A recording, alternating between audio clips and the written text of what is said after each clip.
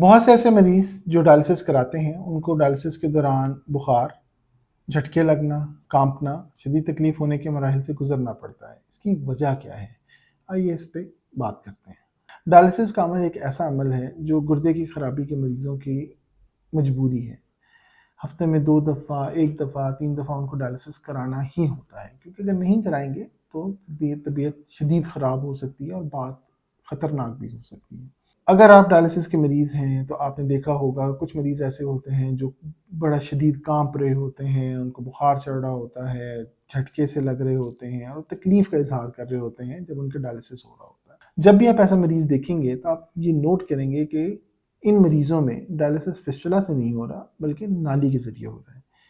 یہ جو ساری علامات ہیں، بخار کا چڑھنا، ڈائلسس کا صحیح طرح نہ ہونا، تکلیف ہونا، جھٹکے لگنا، یہ بیسیکلی علامات ہیں اس جو لائن ڈلی ہوئی ہے اس کی انفیکشن کی۔ اب یہ انفیکشن کتنی خطرناک ہو سکتی ہے؟ یہ ہوتی کیوں ہے؟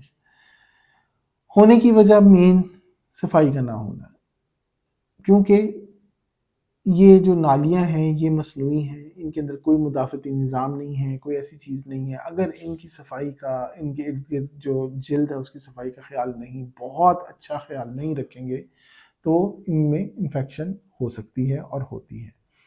اب یہی انفیکشن نالی کے ذریعے ورید میں جا رہی ہے، اور ورید یہ وہ والی ہے جو کہ بالکل دل کے اوپر پڑی ہوئی ہے اور یہاں سے خون ڈائریکٹ دل میں جاتا ہے، بیچ میں کوئی اور ورید نہیں ہے، کوئی اور چیز نہیں ہے۔ تو اس وجہ سے یہ انفیکشن یہاں سے پورے جسم میں پھیل سکتی ہے، پھیلتی ہے، اور مریض کو تکلیف ہوتی ہے، مریض کو پرابلم ہوتی ہے۔ ایک بہت خطرناک صورتحال یہ ہو سکتی ہے کہ یہاں سے انفیکشن دل کے اندر جو ویلوز ہیں ان تک چلی جائے، اینڈوکارڈائٹس اس کو کہتے ہیں، یہ ہو جائے۔ یہ ایک بہت خطرناک صورتحال ہوتی ہے۔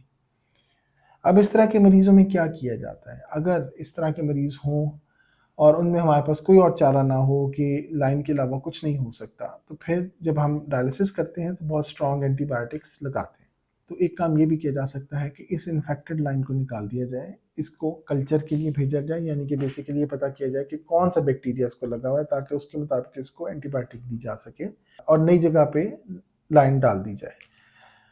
ایک طریقہ یہ بھی ہے کہ اگر پہلے ڈبل لومن لائن یا جو بیسیکلی یہاں پہ ڈلتی ہے اور اوپر لگ رہی ہوتی ہے اس کی جگہ ہم پرماکیٹ ڈالتے ہیں۔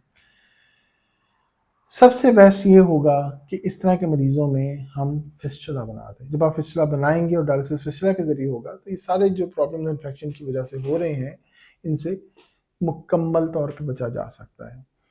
تو عموماً یہی ہماری اسٹریٹجیز ہوتی ہیں کہ اگر اس طرح کا پیشنٹ ہے ان کو پھر بہت ڈیٹیل سے چیک کیا جاتا ہے، ڈیٹیل سے ان کے الٹراساؤنڈ کیے جاتے ہیں اور دیکھا جاتا ہے کہ کہاں پہ ہمارے پاس ممکن ہے کہ ان کا ہم فسچولا بنا سکیں۔